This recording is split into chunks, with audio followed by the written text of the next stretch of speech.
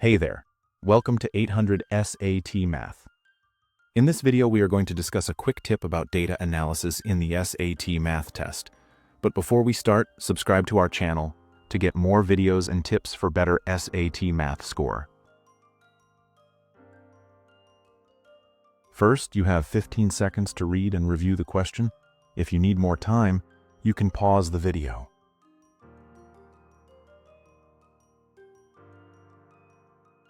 To start with this question, the obvious least value in that frequency table is the mode, as the highest frequency is present in the least value.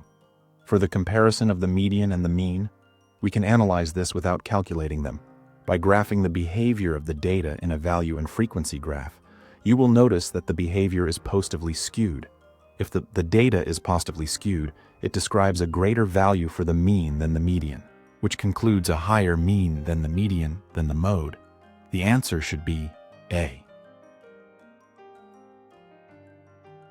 Drop any question in the comments. Thank you for watching and happy studying.